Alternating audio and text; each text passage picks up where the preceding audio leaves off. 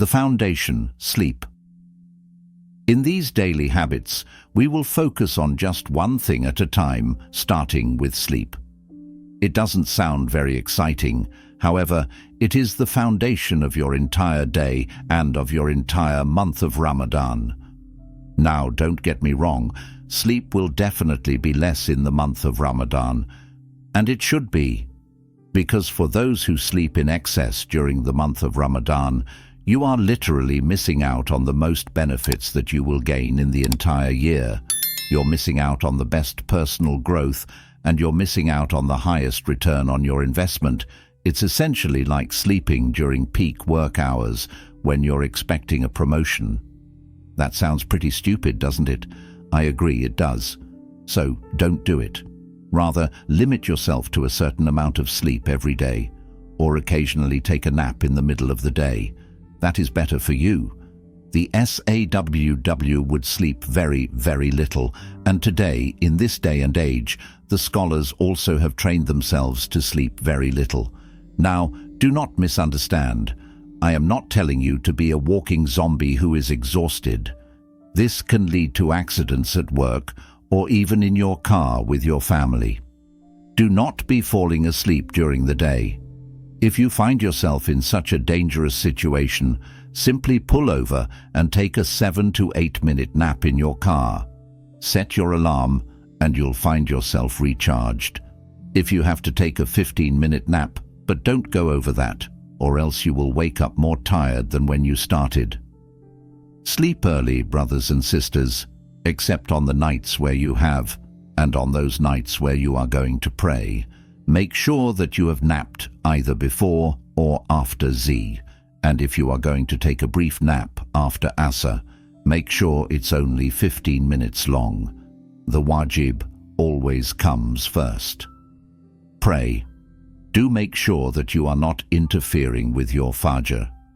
If you know that you stay out late will prevent you from praying Fajr in the morning, know that the wajib always comes first. It is the most important, and leaving it off can take you out of Islam. There are brothers who will pray their Taraweeh every night, and then they're never seen for Fajr.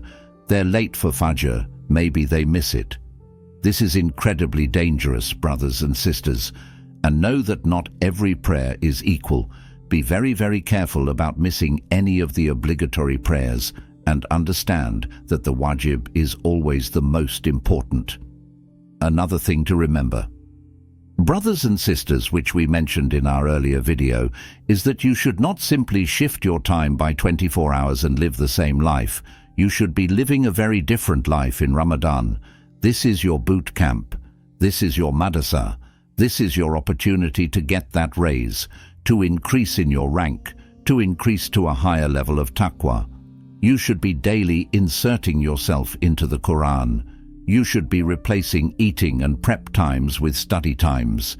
You should try to be clever about cooking the night before or prepping early so that you can have easy-to-eat meals that do not take a lot of effort, so that you are not amongst those people who are crazily scrambling to every restaurant looking for someone to provide you with food and getting yourself into arguments and difficulties with other Muslims that will subtract from your reward. Prepare easy morning meals, easy Ramadan recipe, energy boost. I particularly love and is excellent both for iftar and suhoor. Take 10 smaller dates, dried dates, or 5 or 6 larger dates. Boil them with about 200 milliliters of water. You don't have to boil them. You can just take the boiled water out of the kettle and pour it on top of them. Add about 3 scoops of powdered milk, or a sachet of some kind of your favorite powdered milk substitute, and then mix it with just a little bit of salt and some real butter, perhaps a teaspoon of real butter on top, and mix it together.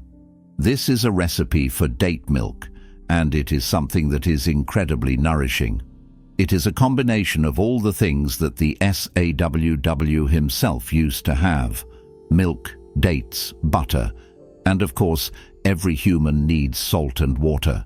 So all of these together are incredibly satiating and are a great way to boost your energy and to also rehydrate after a hard day. Do not gorge. Eating to excess. Reintroduction of fluids. Brothers and sisters, do not gorge yourself in the morning. Do not eat excessive amounts at night either. This is a time of weakening your physical body and increasing your spiritual strength and closeness to Allah, so do not go to excess. And when you do break your fast, make sure that you do a slow reintroduction of fluids. This is a matter of kidney health. Rather than immediately chugging down 1 liter of water, which will shock your system and actually harm your kidneys, rather have about 300 milliliters at most within the first half hour to 1 hour after you break your fast. Don't worry, it seems like very little, but you still have plenty of time in order to rehydrate yourself, as much as 2 or 3 hours before you go to sleep. Avoid carb-heavy meals and stick to mostly proteins and fats at night so that you can get a good night's rest. Workouts. Reduced glucose levels. Also, you should try to do your workout around Asr time. Why is this?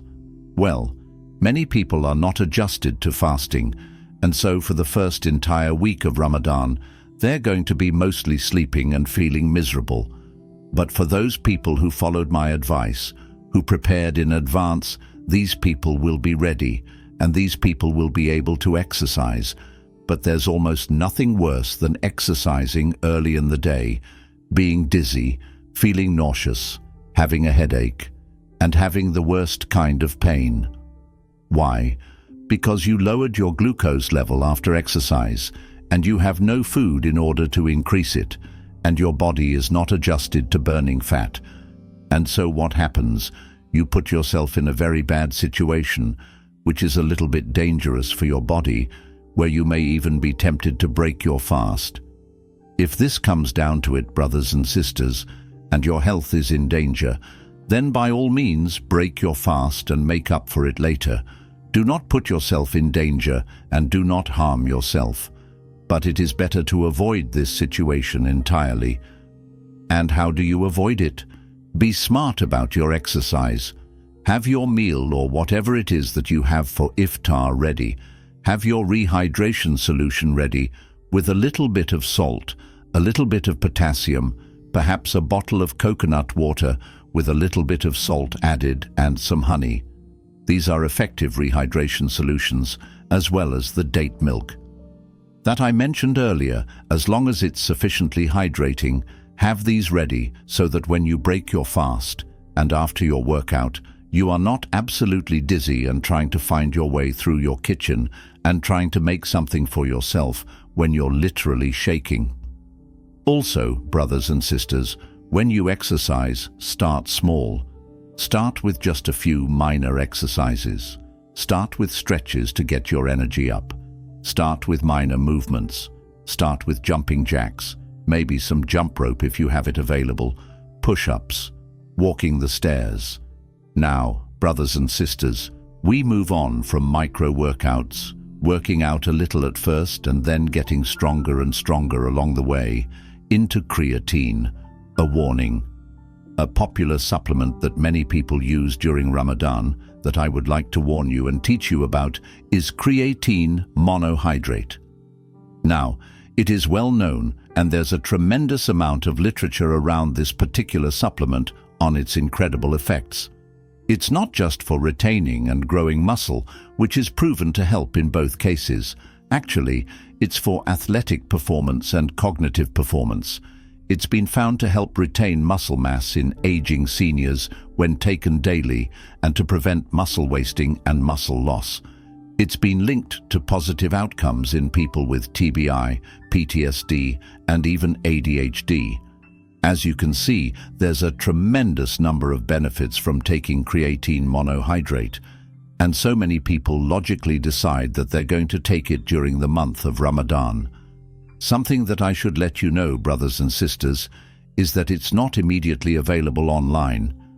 Even with all of the research that I did, I had to compile several different research papers and look at several different expert testimonies in order to understand that creatine is actually a double-edged sword. And what do I mean by that? Well, it means it bites both ways. It can help you to do what you want to do, especially when you're properly hydrated. It will make the day easier for you. It will make you stronger and more focused. However, for those people who sweat easily, for those people who are in tropical environments, it can be extremely dangerous, especially if you dehydrate easily. So, for that reason, people who are regularly taking creatine might want to either reduce their intake or consider stopping entirely during the month of Ramadan.